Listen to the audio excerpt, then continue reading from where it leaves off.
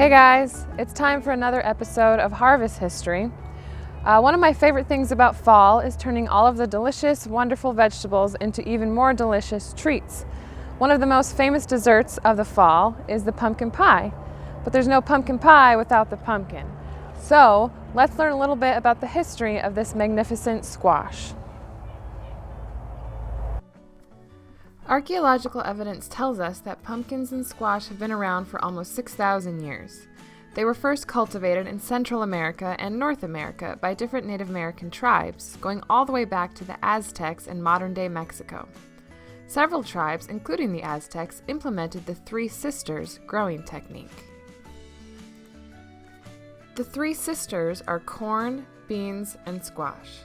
Those three crops were planted together because they work as a team or a family and help each other grow. The beans provide the soil with rich nutrients, the corn provides a tall stalk for the beans to climb, and the squash and pumpkins put out huge leaves that shade the beans, keep weeds from growing, and keep moisture from escaping. It was a very effective method of farming, one that worked well for tribes for centuries until Europeans arrived and everything changed. When explorers and colonists from Europe first came to North America during the 15th and 16th centuries, they were introduced to this magical crop, something they did not have on the other side of the world. Through exploration, pumpkins soon found their way to France and England, where it quickly became used as a filler for pies and other desserts. In the meantime, colonists who chose to make their lives in America relied heavily on pumpkins as a staple in their diet. It was such an important crop that they had a rhyme about it. For pottage and puddings and custards and pies, our pumpkins and parsnips are common supplies. We have pumpkins at morning and pumpkins at noon. If it were not for pumpkins, we should be undone. Or undone. So the American colonists had a lot of pumpkins at their disposal, but they didn't necessarily have wheat yet, at least not when they first came to what became the United States. And so they had a different way of making a pumpkin pie, or as I've heard it called, pie in a pumpkin. So that is what we're going to do today. Obviously, the first thing you want to do is take your pumpkin, cut it open, and scoop it out. You really need a pretty small pumpkin for this. A pie pumpkin is what I'm going to use today, fittingly.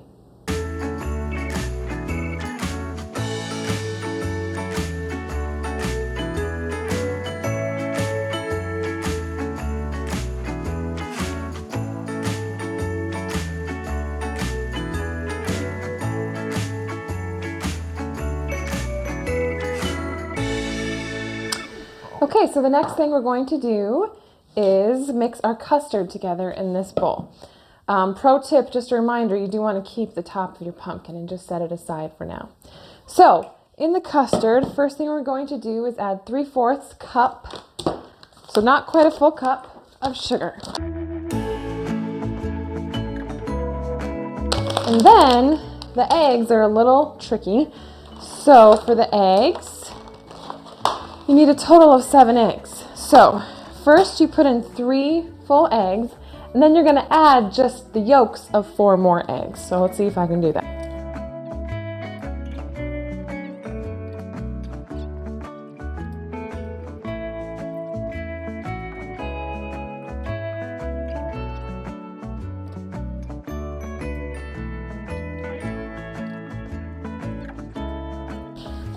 And then we add 1/2 tablespoon of vanilla extract.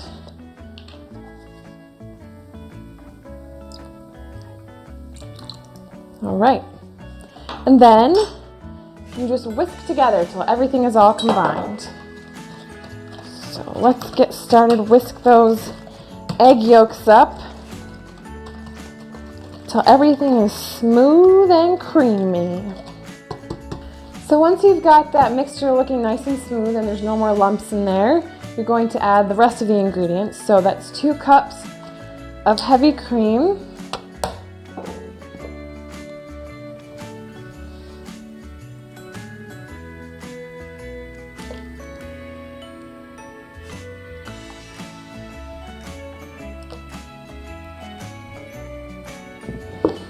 okay, 1 teaspoon of cornstarch,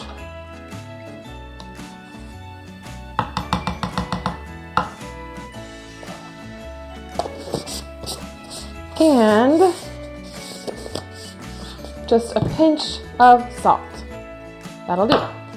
And then whisk again, and once again, till everything is smooth and blended and creamy and looking very delicious. It's time to pour it into the pumpkin. No. So, lock up your cats and your dogs if you have them. You want to fill it just so there's about 1 inch left at the top. You don't want to fill it all the way to the top. Let's see if I can do this.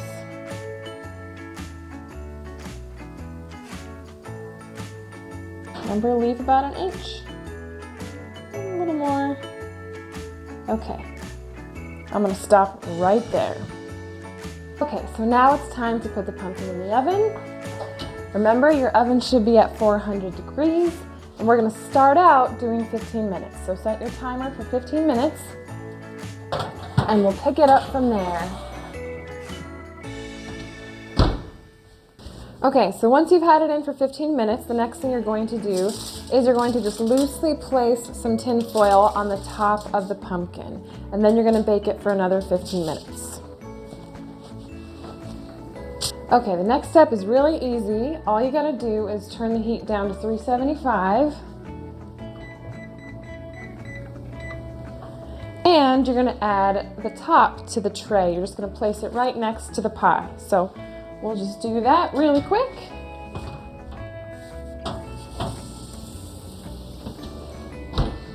And then, you guessed it, another 15 minutes. Okay, so again, we have one more simple step. We're just going to take the tin foil off of the pumpkin, and then we're going to let it bake for about 30 more minutes or until a knife put into the custard comes out completely clean. So you can check on it a few times within those 30 minutes. So I'm going to take the tin foil off right now. Okay, so once you've got that knife coming out cleanly, you're going to just shut the oven off, and I give it like an hour to cool in there, and then you're going to take it out.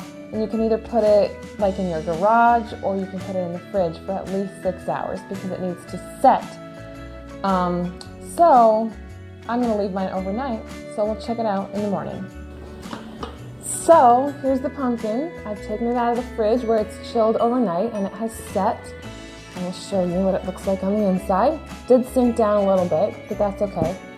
So for serving this, you have a couple of options here.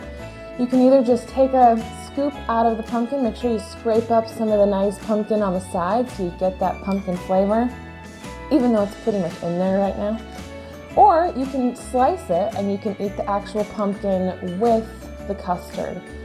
Because back in the 16th, 17th centuries, either the Native Americans or the Pilgrims or any kind of colonists would have wasted the pumpkin. So it's up to you.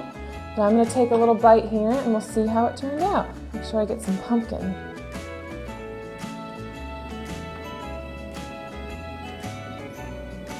That's really delicious.